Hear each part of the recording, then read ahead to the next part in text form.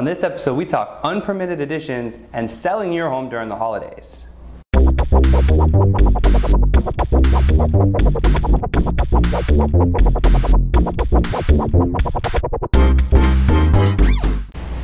What's up, guys? Thanks for joining us for Ask a Realtor episode 9. My name is Jason Cassidy with City Consulting Group in downtown San Diego. Fun fact about the number 9 is that I don't have one, so I'm going to be ixnaying the fun fact segment and adding a question of the day segment at the end, so stay tuned. Let's go into question number 1. What is an unpermitted addition? Question 1, what is an unpermitted addition? That's a great question. It's very common here in San Diego. I know I've seen it in Northern California as well, back in my original market. I think it's probably pretty prevalent all across the country. So an unpermitted addition is something that a buyer needs to be aware of when they're going to look at a house, right? So generally you'll see this maybe a garage conversion, or someone added a bedroom or a bathroom, but it wasn't permitted work. So that doesn't necessarily mean they did it themselves. They could have had a contractor do it, or they know someone who's a contractor or whatever, but they didn't go through the time to get that permitted. So it's not official work. It hasn't been inspected. So now what will happen is on the MLS, when a realtor lists that, they'll say, you know, permits unknown, buyer to verify all before close of escrow, or something along those lines, letting you know that there's been work done. The tax rolls may show a 3-bed, 2-bath, but when you get there it's a 4-bed, or it's being marketed as a 4-bedroom, because what they did was they converted their garage over to a bedroom, or they added an in-law flat in the back or something like that, right? So what you need to be aware of, though, is that the new buyer, when coming in, if you buy that home without getting those permits done first, you could be liable for the work should an inspector come and inspect that work and find that it's not up to code, right? You could also not be able to get full insurance on the home because the insurance company doesn't know that it's a 4-bedroom. They think it's a 3-bedroom because of the tax roll. And so if something were to happen with the 4th bedroom, that might not be insured.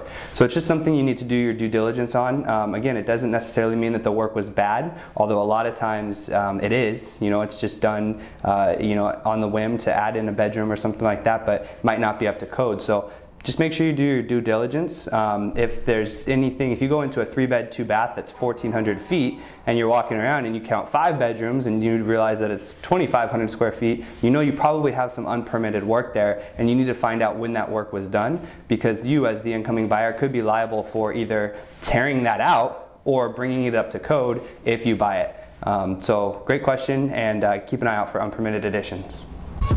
Should you buy a home during the holidays?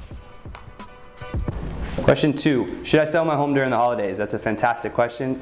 It's topical, it's relevant. We're headed here into the Thanksgiving week. We have a holiday season upon us. You know what, I think there's definitely pros and cons on both sides. So there's things to be aware of. Obviously, the buyers are not as active during this December, January, or really December season because they're worried about their ambrosia or their green bean casserole and bringing the family in for Thanksgiving and whatnot. And so the demand in the market tends to come down a little bit. And so vice versa, sellers have noticed that. So what sellers will tend to do is they'll withdraw their home from the market during the holiday season, because they don't want people coming through, doing showings, interrupting their family time and whatnot.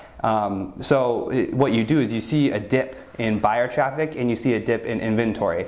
So now on the flip side, what that could mean is that if you're thinking about listing your home, there's a lot less competition on the market, right? And the buyers that are there in the market are probably more serious than just the looky-loos who are out during the summer just kind of checking everything out. So you have a more serious market, so to speak, but it is less inventory and less buyers out there. I think really where this comes into play is geographically where you're at in the country. Right here in San Diego on Christmas Eve, it's going to be 68 and sunny here in San Diego. So you know, during that week leading up to Christmas, buyers are still out and about, or could be out and about checking out properties if they were serious. In New York or Maine or North Dakota, where it's snow on, you know, 3 feet of snow on the ground from November till March, then yeah, that holiday season is definitely going to slow down all across the board, because people aren't out and about going out to look at properties as much. So it's just something to consider there geographically. But you know, as for whether you should do it or not, just take a look at your market, see what the inventory looks like, see if you want to go up against, you know, maybe less competition but more serious buyers. So I can't tell you which way to go because it's very contingent on your local market. So yeah, great question.